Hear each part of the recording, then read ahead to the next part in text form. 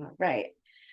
Welcome everyone to Protect Our Public Lands. This is our last event for Public Lands Month. It's the last day of the month, and we had dozens of events from hikes to online programs.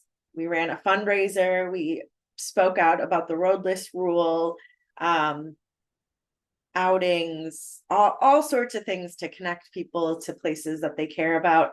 This is going to sort of culminate the month and then reflect on where we can go from here.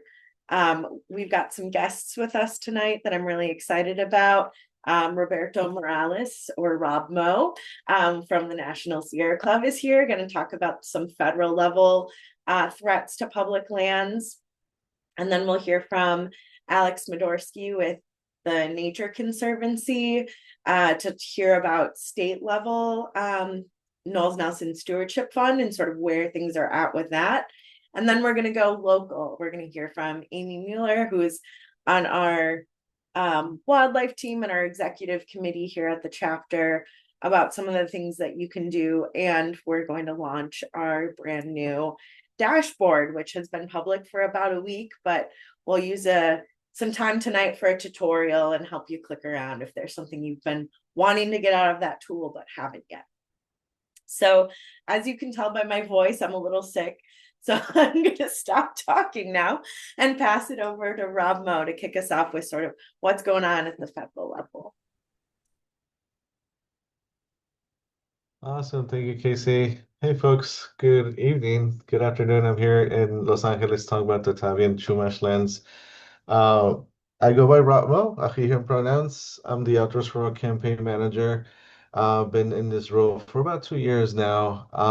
Folks that are not familiar with the Outdoors for All campaign, we are very much connected to the conservation work. I like to think of it as like the little brother, the little sister that's growing quickly, but very important piece of the conservation work, right? We need to develop the next generation of environmental stewards, and we also need to, in the work of conservation, center equity and justice. So one of the main pieces of our work is to reduce the nature equity gap, not just necessarily in urban areas, right, but under the understanding that the next generation is growing up quick and they're growing up very much disconnected from nature and what that impact has, right? Essentially under physical and mental health. And also the realization that there is this large disparity when it comes to access to nature. Low-income communities, specifically low-income communities of color, don't have the same access. There are barriers, right? Systemic barriers that low-income communities have when it comes to accessing nature. And so our mission is to reduce that gap. We do that through a variety of programs or mini campaigns, if you will. So one of the ones that I'm very much involved with is Transited Trails. So we work with chapters across the country to activate those transitive trail networks, start campaigns or support existing campaigns that might be out there. Transit, or I would say transportation, right, is one of the biggest barriers that we have, all of us, when it comes to accessing nature, but specifically low-income communities.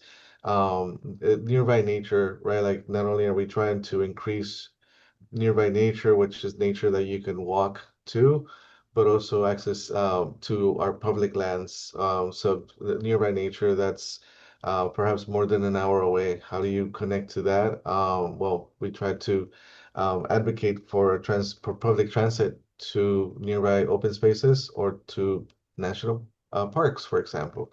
The other big one is Sierra Club Military Outdoors when it comes to um, again, increasing the access to nature, but the benefits that nature has for people's mental health.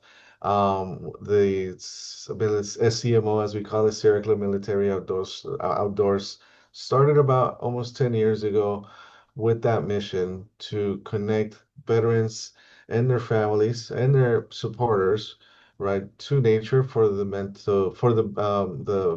physical and mental health benefits that it has, understanding that a lot of our veterans do have trauma out of that military experience, regardless whether they saw combat or not. So we work with up to, I want to say, more than 12 chapters at this point. in a variety of ways, right? There are some folks, some chapters that have a well-established military outdoors program that is connecting folks directly from the VA or from another VSO, another Veteran Services Organization. And, for example, there's a chapter in California that works with the veteran communities and they do outings on a regular basis. The other is Outdoor Alliance for Kids, which is a coalition that works to uh, the policy level, right, to create more and more policy opportunities, or more to that will bring more resources to actually connect kids to nature. A big example of that is Every Kid in the Park Pass, right, where, in case you didn't know, right, there is a national program now that has the ability to provide any fourth grader across the country with a pass to get into any public land for free or any national park. And it's not just for the kids, it's for the whole family to enjoy at the national park. If they are going into fourth grade or if they're going out of fourth grade, right? There is this like the space there that will allow a lot of kids across the country to take advantage of that. But we realize that even though you might have that pass, there might still be some barriers, right? So we try to provide more resources or to create more resources at the policy level there. So that is a little bit about us. There's other, campaigns that I will not get too much into. These are the very much the active ones. We also work to remove derogatory names from public lands, and that was a bigger campaign up until the new administration that has really fought to bring back monuments that might have, as far as glamorize folks that were racist, for example, right, or bringing up names in highways or in public lands that were folks that had a racist history. So that is the piece of all the work that we do here. So there's a small team that works on a variety of campaigns. So um, this year, obviously, we knew what we were facing when we started building the campaign for this year. And right away, I think one of the main things for us was to come up with a strategy on the threats that we knew we were going to face. So we sort of broke down the work into two pieces, trying to prevent the wins that we have had from, the administration attacking those. So if you have heard, right, there has been the national park established an order. It was Order 3431, Secretary Order 3431, Restoring Truth and Sanity to American History Act.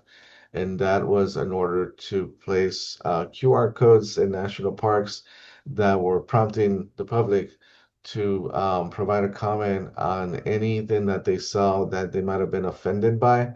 And so this is one of their first attempt to erase history, if you will, right? So if folks have noticed out in social media, there was actually some controversial, I would say, quote unquote, some controversial pictures that were removed from the history of national parks, of a picture of a man that had been whipped, right? So there's that picture that folks, somebody found it too offensive, and then the administration is quick to remove those. And we are sure that, this is just the beginning, right? So there are national parks in California, for example, National Park Manzanar, which is a national park that is dedicated to highlighting the controversial, or again, controversial, quote unquote, right? But the true history of the United States when they gathered Japanese Americans and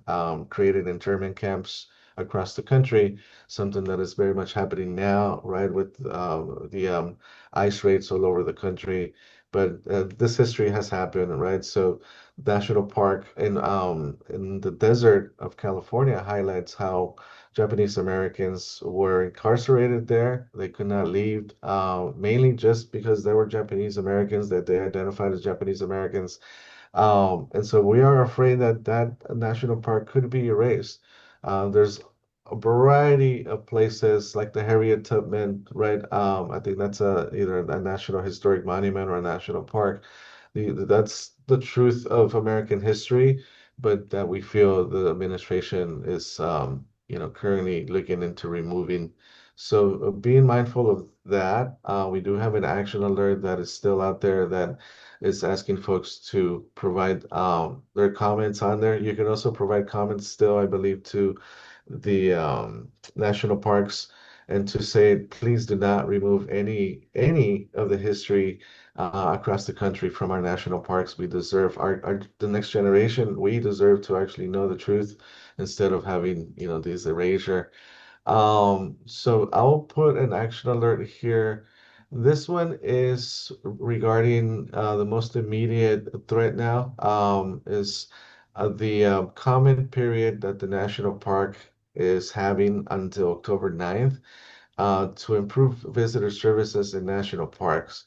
And so what they're doing now is that they're going to look at the interpretation, education material, visitor services, also programs that are directly related to youth engagement or to veteran engagement.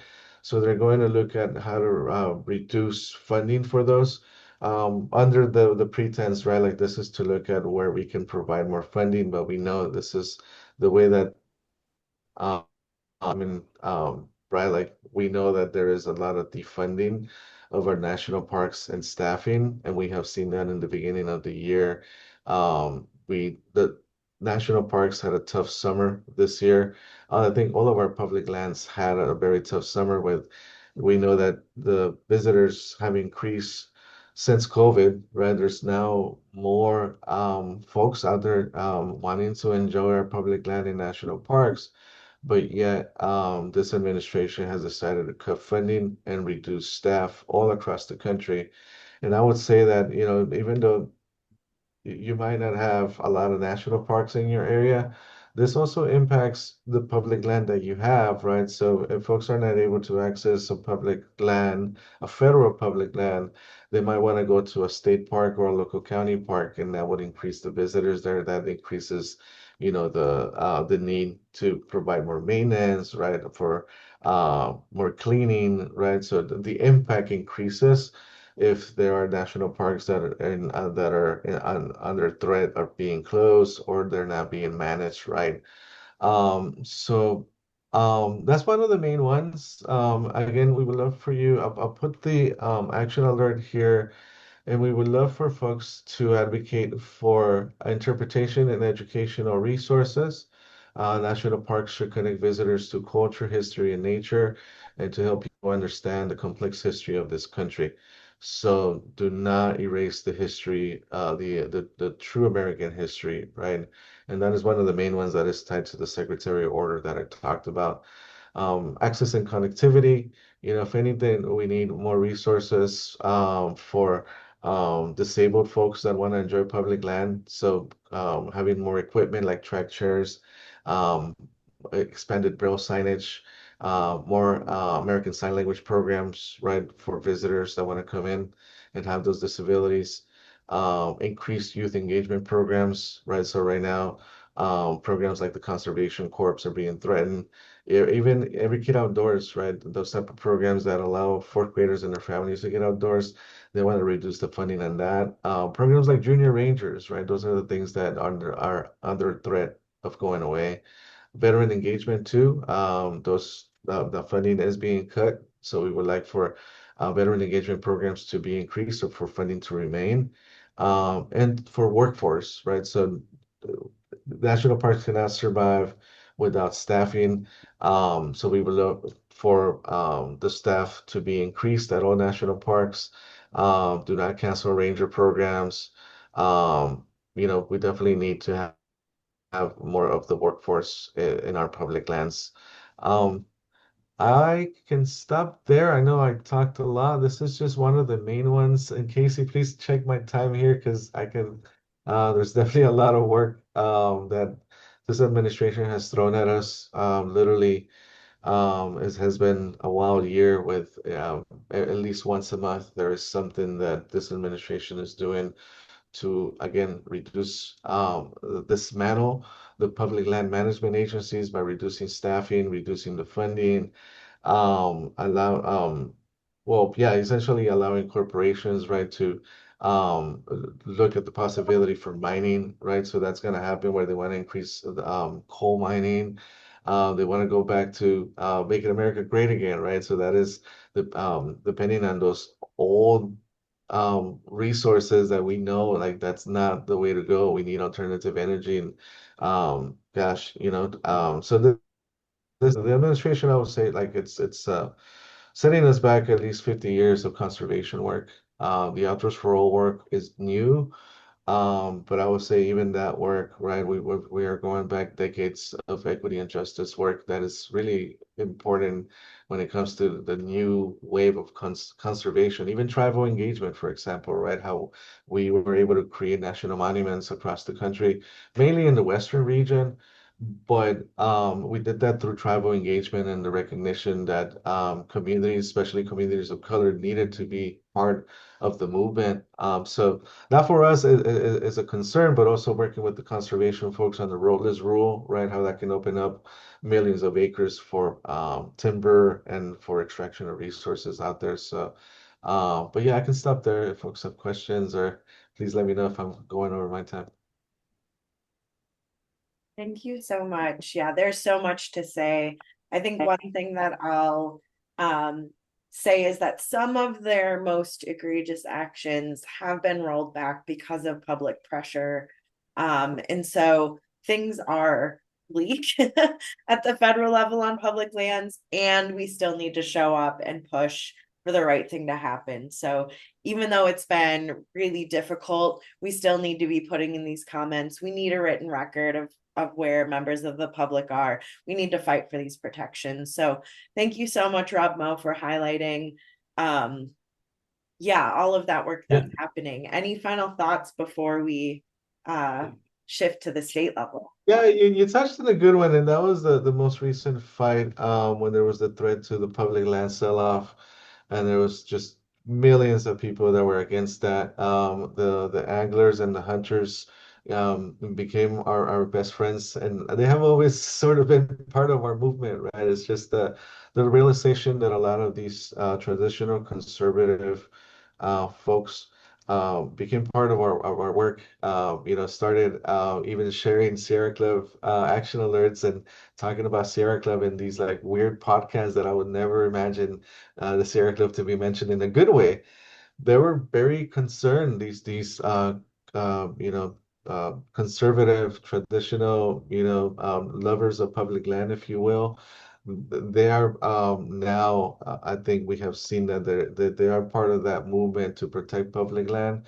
So there is that good part of it, right? And I think the administration, folks in Congress, your local electeds at that level realize the mobilization that was happening, the fear that they can lose their job because of that, and they removed that threat, right? So that was a big win for us. It showed people love public land.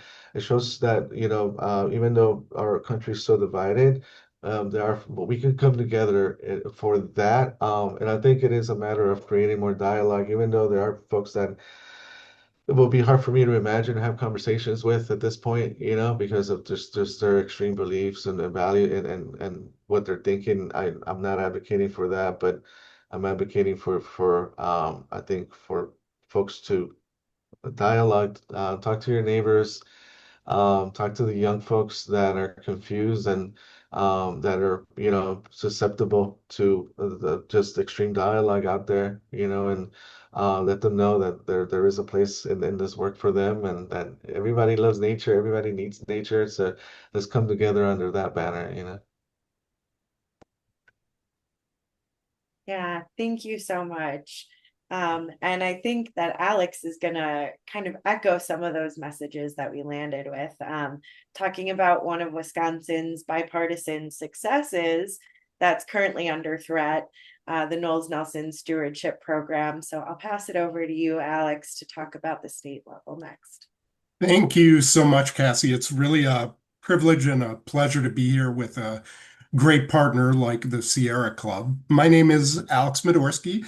I'm the Associate Director of Government Relations here in Wisconsin for the Nature Conservancy. I've been doing this for about 6.5 years, and then for the 10 years prior, I was a legislative staffer in the Wisconsin State Capitol. Excuse me. I'm getting over a cold too. It's that fun time of year for everybody.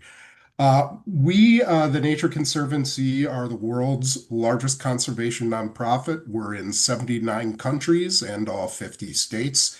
Here in Wisconsin, we've been on the ground since 1959.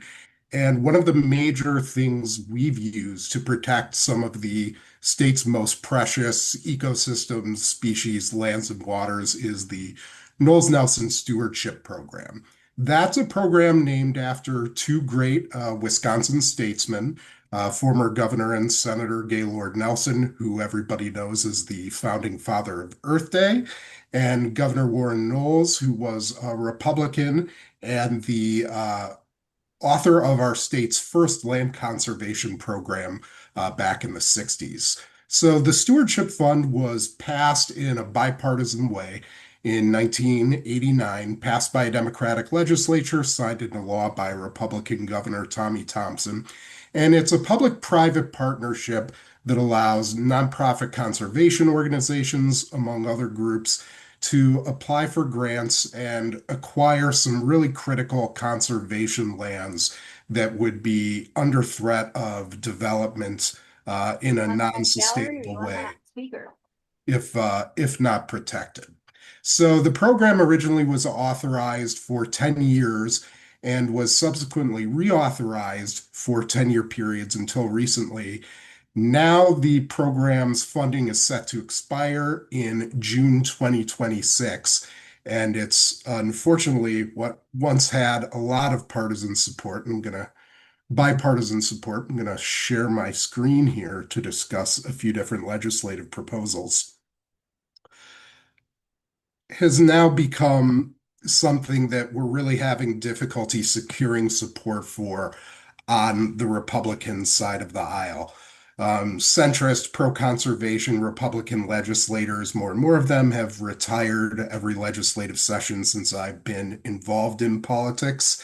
And now there are a lot of legislators that simply don't believe there should be any more public lands available for people to use. Lands that are part of the stewardship program are open to all under law for people to use for cross-country skiing, uh, hiking, fishing, hunting, and we're at risk of not having these lands continue. Some of this is just that ideological opposition I mentioned. Some of this is probably due to the state Supreme Court issuing a great ruling last year saying that legislators could no longer anonymously and indefinitely sit on these conservation projects and thereby effectively killing them. This was a real win for open government, but as you might imagine, to legislators who had grown accustomed to blocking important public lands projects without having to even cite a reason or identify themselves as the legislator who did that. When people have that kind of power, they're oftentimes loath to give it up, right? So that's something we're dealing with right now. In this chart here, you'll see I've got the governor's original budget proposal for this program, which was to reauthorize it for the traditional 10 years at $100 million a year. Right now, we're down to $33 million a year for this program, which is a historic low since its creation. This is really just sort of a point of comparison here. The state budget passed, was signed into law in July. Traditionally, the state budget is where this program was reauthorized and lived. Now we are trying hard to get an independent bill passed before the end of the legislative session in the spring. There's a real time crunch, even though you might be thinking to yourself, well, you say you want to get this done by the spring. That gives you some time to work with. However, what we've been hearing is that it's very likely the state Senate and the state Assembly are only going to be in session and voting on bills for a few more days between now and the end of next year, 2026. So we are pushing hard right now for people to contact their legislators as part of your own organizations. And I know the Sierra Club is a partner in Team Knowles Nelson, which is a great resource that has contacted legislators tens of thousands of times to express their support, citizens to express their support for the program. So you can see here there's two different bills circulating right now. I have to update the number there for the Democratic plan. But basically, there's a Republican plan that would reduce funding for this program even further to $28 million a year. It would make it much more difficult to acquire new lands, which is sort of the heart of the Knowles Nelson Stewardship Program. It does propose some new money for land management, which would be great. The program has never offered that kind of money to nonprofit conservation organizations before to really maintain the quality of those valuable ecosystems. And it also concerningly essentially reinstates this anonymous, indefinite legislative objection process that once existed for projects over $1 million, which could really inhibit the ability of land trusts and other groups to acquire once in a generation conservation lands. This bill did have a public hearing in the state assembly. The Nature Conservancy testified in a neutral position on that bill because there are some concerning provisions, to be sure, although we appreciate the proposal for new land management funding. The Democratic Fund bill proposes $72 million annually, so that would be a great bump. It would also increase funding for nonprofit conservation organizations to acquire lands. And one thing we and other groups active in the space have been proposing to sort of respond to these critiques saying, well, if the legislature doesn't have this anonymous objection anymore, why should we vote for a program that we don't have a say in? And what we've responded by saying is, look, there's a lot of state boards like our Council on Forestry, our Council on Tourism, that have nonpartisan memberships, legislators from both parties, and they have a say in crafting policy. What they don't have is the ability to permanently and anonymously kill conservation projects. So this is a game of multidimensional chess that's going on here as we fight to try to get this program renewed with a strong level of funding. Another thing that is relevant to Public Lands Month, unfortunately, and this reflects something Rob Moe was saying at the federal level, is there are legislators now that simply don't like the idea of public land. They'd like to see all of it sold off to private interests if they could, whether it be for developing a suburban strip mall or a private hunting lodge on land that used to be open to the public, free for multiple uses. So one thing some more conservative legislators have been discussing in an effort to try to secure their votes is reinstating an ability for municipalities to sell off public lands, both lands that used to be in this Knowles Nelson Stewardship Program and lands that were otherwise acquired. And as you might imagine for us, and I believe for all or almost all of our partners as well, including those in the hunting and fishing communities, that's a red line, right? It makes no sense to support a theoretical reauthorization of a conservation program that makes it easier to sell off public lands and take them out of conservation forever. So this is a bit of a politically complicated process. I hope I've explained it in a way that is relatively accessible, and I'm happy to answer any questions folks might have. And I'll stop the share here. Thank you so much, Alex, for walking through that. I think we'll take questions at the end because I want to make sure we hear from Amy as well. But yes, it's a really key program. I put the Team Knowles Nelson website in the chat so you can learn more. You can see what projects are close to you and send comments in. And yeah, stay tuned. We'll have more and more actions for you to do to support that program. And now I'm going to pass it to Amy. So we heard about the federal landscape, the state level policy landscape. Amy's going to bring us home, quite literally, talking more locally. Yeah, thank you so much, Cassie. So following up on the other few speakers, I also am getting over cold, so apologies. But I wanted to talk a little bit about our Sierra Club mapping tool, dashboard, if you will, just give you a little background on that. Cassie's going to go into that next. But having been a part of that project team that's been working on that for a couple years, I just wanted to sort of highlight that in this environment of sort of being, I guess, more reactive to all of the things going around us, our hope is that this is kind of a cool, proactive way to look around and sort of think about all of the cool things that we love here in Wisconsin, our water, our land, our wildlife. And, you know, this is kind of a tool to be able to explore all of that layer by layer and connect more to these public lands, which is really our theme tonight, that are so important to us. So that's our goal. Cassie, if you go to the next one, the dashboard itself, I just want to say, I think it's super important, and I appreciate everyone being here this evening, is it connects people to our natural communities in a really kind of high-tech way, which is kind of cool. Essentially, it provides a new lens for looking at why we should be protecting all of these public lands. So ideally, it gets people looking around, playing with the mapping tools, and ultimately asking some really good questions like, should I look for the rusty patched bumblebee in my backyard? Or where could I go in Wisconsin if I wanted to hear a wolf howl possibly at night?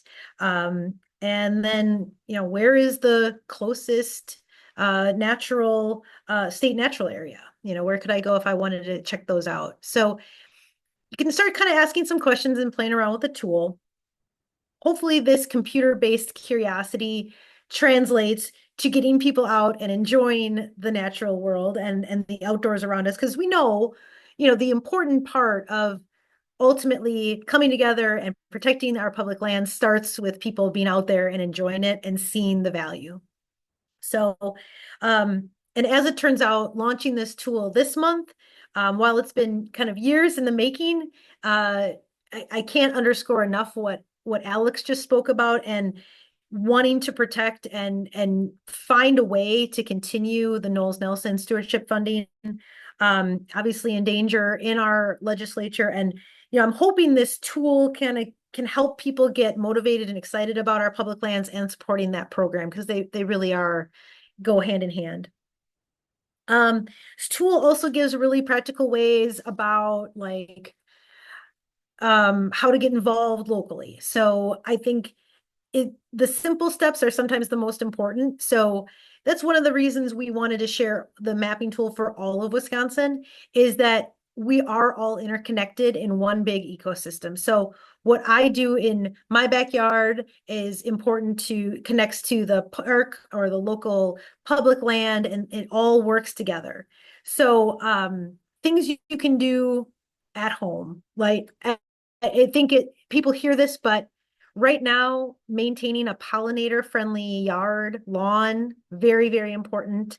And for all of those folks doing fall action, you know, kind of cleanup sort of things, I'm going to tell everybody to pump the brakes, give yourself a break. Do not feel like you need to have a pristine yard. All of those expired stems and leaves and wood from this summer are the places that our insects and pollinators go to survive the upcoming winter.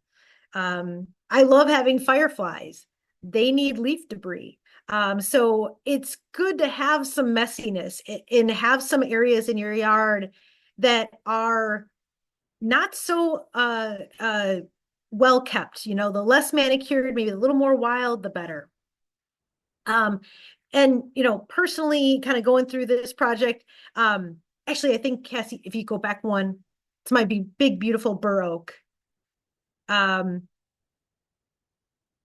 There we go. Okay, so there's what I learned on this project, and I think will, you know, I hope will kind of create some curiosity for everyone here, is bur oaks are a keystone species, and I didn't know this. The largest bur oak, they keep records of these things, is actually located in a farm not far from where I live in Dousman, and it is believed to have been an acorn and planted in 1711. So if you think about what that tree has survived, it's like a living artifact. I mean, it's just an amazing, sort of awe-inspiring thing. And so I learned that was kind of a cool connection. But we have those super cool things in our state. And so I hope this tool connects you to those. Another area of the tool that I just want to highlight, give a shout out to, is the areas of cultural significance. You know, I think we've heard of these things, but I was not as familiar with the effigy mounds. And so I heard about Mound Man through looking at our tool. And I didn't know, outside of Baraboo, there's this kind of huge mound in the shape of a walking man, probably created over 1,000 years ago. And so it's now a National Historic Landmark here, but I hadn't heard of it before starting this tool. So those are a couple areas I'd like you to kind of check out. Cassie will get into that more. But bottom line, we'll go to the next slide. This is my, you know, call to action for everyone here and within your networks. Please, you know, whatever it is from this month or from this presentation, please take an action, big or small. So what I learned about bur oaks motivated me to clear out about a half an acre of buckthorn, which is miserable work, and plant 13 new bur oak saplings. So I may never see them even acorn. They don't even begin to have acorns until they're over 50 years old. They're a very long-lived species, but I think it's important to do those things, right, where we can, take control in the spheres of influence we do have in this crazy world. And another way, of course, is to get out and enjoy those public lands and bring and invite more people out. Rob had talked about, you know, getting people connected, and especially young people, that disconnect with nature is something that I know we all kind of see happening. So the more we can kind of counter that, the better. And then, of course, back at home, planting those native plants, it sounds like a really easy cliche thing, but it's so important for our pollinators. They need that. And I was just at a native plant conference at the UW-Madison Arboretum, and the keynote speaker there spoke at length about how much pollinators sort of need a very important hub. And he talked about that we need to think about creating bee sheds, sort of like watersheds. So areas where even amongst a couple different patchwork of yards can really be the difference between pollinators, you know, making it or not. So it was a great conference. I think I see something. Yep, I was there.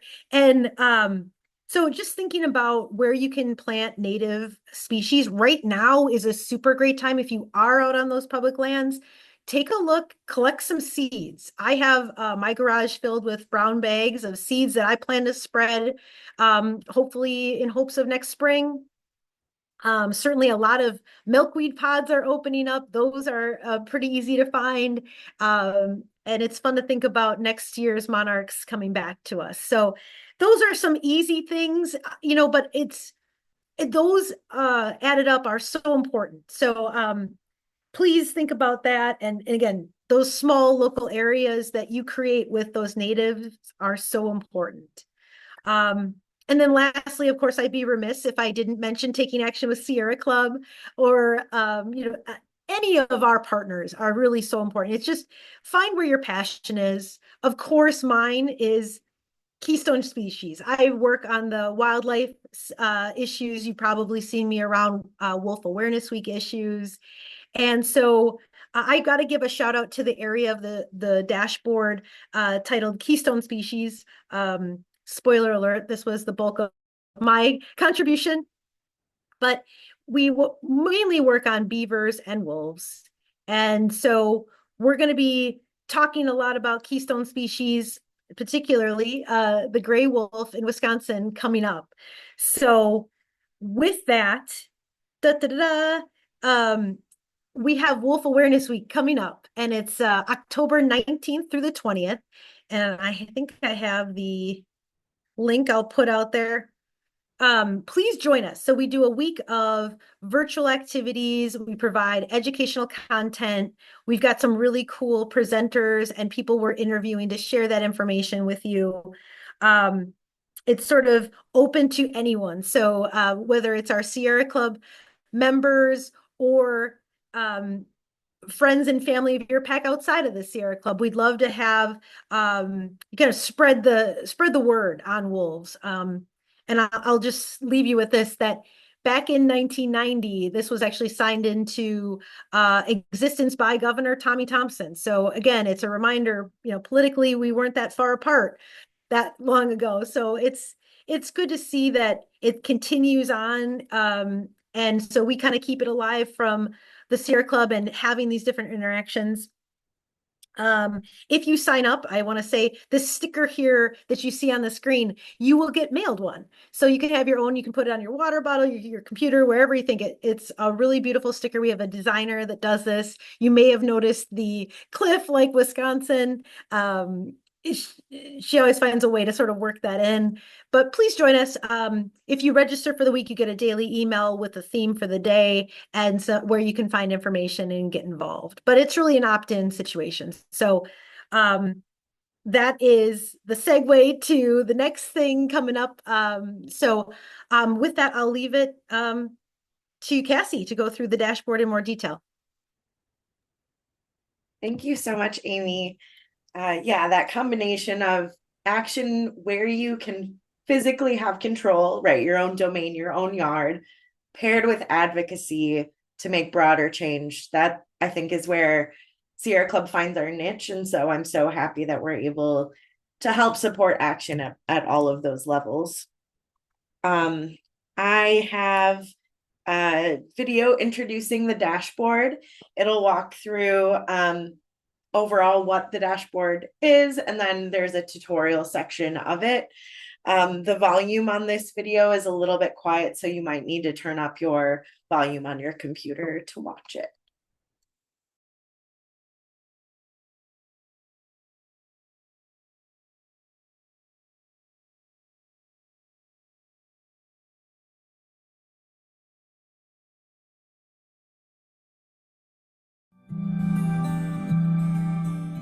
The Sierra Club Wisconsin chapter is thrilled to launch our new dashboard and interactive map, Layers of Wisconsin Life and Landscapes. A powerful tool to explore Wisconsin's lands and waters through the lens of the Global 30 by 30 initiative, the ambitious goal to protect 30% of land and water by 2030. From forests and wetlands to prairies and culturally important sites, this tool lets you see diverse habitats across the state and understand their crucial roles in climate mitigation, biodiversity, and human well-being. And you can even discover what's thriving right in your own backyard. The first element of the dashboard is an interactive and easy-to-use website. Your text, videos, maps, and images, the dashboard makes it easy to explore, learn, and get inspired to protect Wisconsin's natural heritage for future generations. The second element of the map is more complex and detailed. It's an interactive GIS map. The map uses publicly available data from government agencies, nonprofits, and research institutions to pull together many layers that you could consider when identifying why a specific area in Wisconsin is unique, special, and worthy of conservation efforts.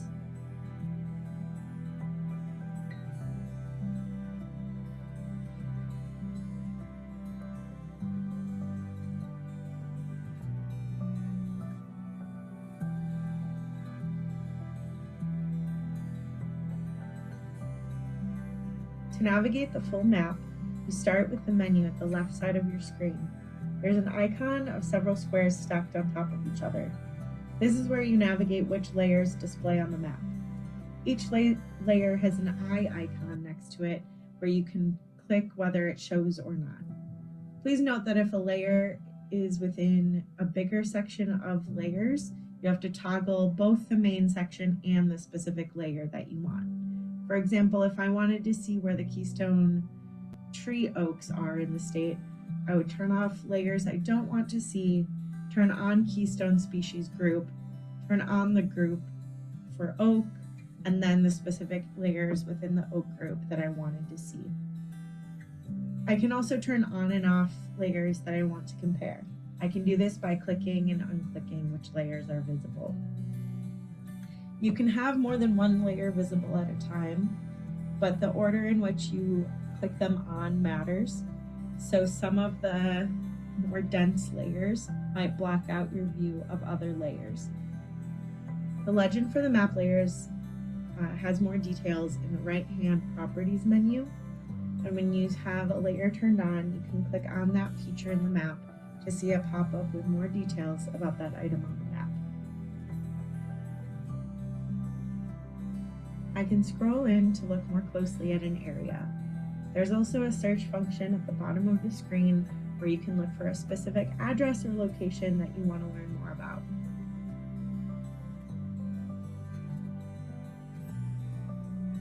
Here are a couple examples of how I've used the map. The first example is about my own backyard. I recently moved to Rock County after living in Dane County for 10 years. In my own yard, I've seen some bumblebees coming to the bee balm that I planted, and I was curious if I was in a high potential zone for the rusty patch bumblebee. Sure enough, there are several of those areas in Rock County very near me. So I'm able to plant more pollinator-friendly plants to support this important species. The second example is more focused on advocacy. There is explorative drilling for copper and gold in the Chequamegon National Forest in Taylor County. The Bend Copper Gold Deposit is 19 miles northwest of Medford, Wisconsin, near the North Fork Yellow River. By clicking through various layers, I can find what is at risk by this extractive industry.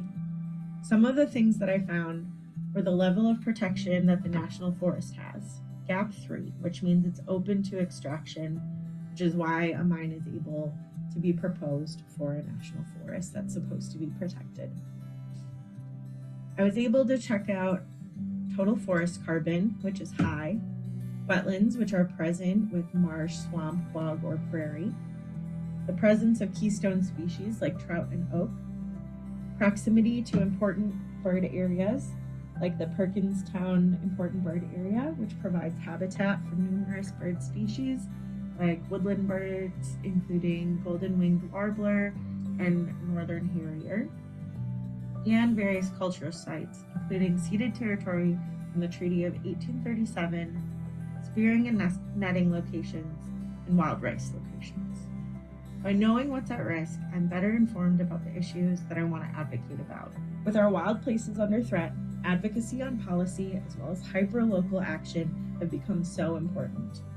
The Layers of Wisconsin Life and Landscape dashboard can help everyday people, advocates, and policymakers in understanding how every corner of the state has unique and special places to protect and love.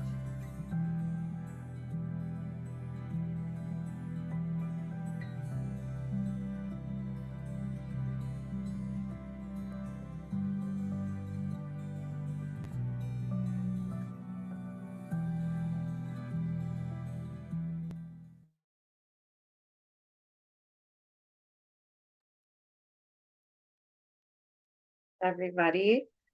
Again, that link is sc.org/WI dashboard. That'll bring you the form to fill out. That'll help you open the dashboard, and it will also you'll also get an email with the link so you can go directly to the link in the future. So I hope that you're able to explore it and use it in your advocacy on all these important issues that we heard about tonight. We do have a little bit more than 5 minutes left, so we can take one or two questions. Does anyone have any for any of our presenters tonight?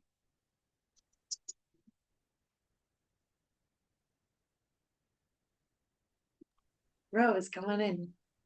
Thanks.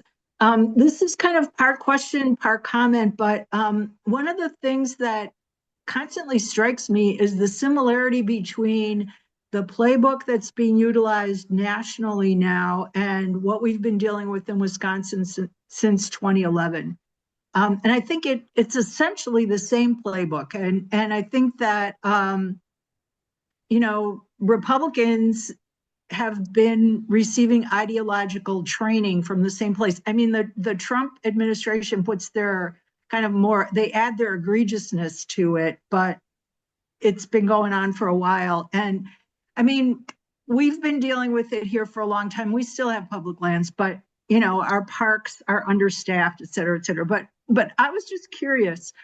The Heritage Foundation, that is the word, that's the expression partly. But Alex was talking about the Republican bill, and it really struck me that when I first heard about that bill, my sense of it was, oh, well, isn't that great? Now the Republicans, have a bill to preserve Knowles Nelson. But it really appears to not actually be that at all, if my understanding is correct. I mean, Alex said something like reinstating the ability to sell, for municipalities to sell public lands is part of AB 315, and that's hardly a conservation bill, which I think is interesting. He also said something about legislators who were able to do these pocket vetoes as part of the finance committee, the joint finance committee, don't like losing their power, and therefore, I mean, is that what went into this bill, or who are there particular legislators now that are still really in opposition to Knowles Nelson? Could you clarify that? Is there an identity attached to what you were saying, or are there identities attached to it? Sure. So yeah, I do think that even though there are many provisions we disagree with, the Republican co-authors of that stewardship bill were trying to make a good faith effort to preserve the program. And part of that good faith effort, unfortunately, was on some of those steps they had to try to appeal to the most radical members of their party in order to try to get something across the finish line. I don't want to characterize any private conversations, but I will say that Senator Felskowski, who's the state Senate president, potentially a congressional candidate now that Tom Tiffany is running for governor, she's now publicly essentially said to the Badger Institute, which is sort of a right-wing think tank / news source, that she thinks the program's out of control, but if there might be some things in there that might involve the sale of public lands, maybe, just maybe, she could rethink her position on the issue.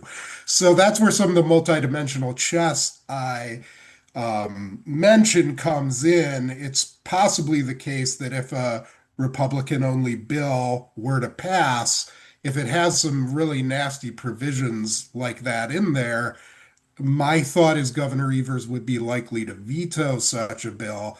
And indeed, if such a bill were that negative, the Nature Conservancy would unfortunately have to be among those people urging the governor to veto a stewardship reauthorization.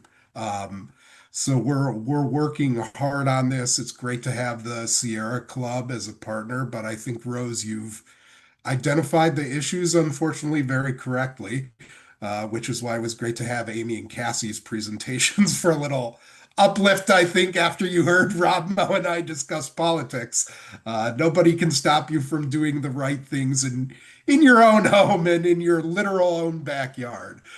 So we're going to keep our advocacy up, but it's a good reminder to combine it with all the great nature spaces and nature activities we can do on our own. Thank you.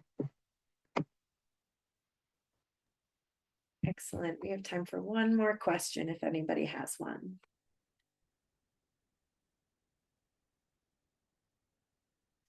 Just want to say in the chat that Chris said he talked to a state senator a few days ago and he's on board with the DEMS bill. So that's great. That's what we need, right? It's people around the state talking to their legislator about, what you like about the proposal that came from Democrats, what you're concerned about in the Republican bill, and how much you want them to work together to actually find a solution here. So yeah, great point, Chris. All right, Cindy, you'll be our last question of the night. Yeah, I understand Jody Simkin Habish and Chris Larson are working on a bill and I forget what it's called. It's more of a climate kind of related bill. But could you tell us what that is so we could call our legislators and ask them to support that? I'm not sure what that bill is specifically. There have been a couple climate bills that have come out. I will, in the follow-up email, I'll send a link to where we track Sierra Club's position on legislation so that you can see what bills we support, oppose, are neutral on, and some of the things that we care about, so that you can follow up with your legislators about those if they align with what you care about as well. I'm not sure which. Senator Larson and Havish Sinekin have both introduced a lot of environmental and climate related legislation and have more to come. So I'm not sure which one specifically. Well, I was at the climate rally in Madison on Sunday, and Chris was one of the speakers, and he actually talked about it when he was there. Of course, I didn't have any pen and paper, so I didn't get to write it down. So it went in one ear and out the other. But it's got to be something that they're working on fairly right now because he talked about it Sunday. Awesome. Thanks for alerting us to that. Yeah. We'll be watching for it. I do know that they have one making Wisconsin follow the Paris Climate Accord since we were pulled out of that at the federal level. So that could be the one that you're thinking of. No, that's not it. It was something specific to Wisconsin. Oh, okay. Sounds good. Well, yeah, I'll send that link around. As we wrap here, any of our speakers, do you have any final thoughts that you want to share? Just thank you so much for having me and all the great work that you do. Anytime, and ditto. The same. Thank you for all of your work. Thank you for the time, and thank you all for being amazing volunteers, doing amazing work out there. Yes. And on that note, just a summary of the action items we put in the chat. There are 2 action alerts about federal pieces that Rob Moe talked about. Every Kid Outdoors is one of them. Input on the National Park Service is the other. And then we put the link to the Knowles Nelson website.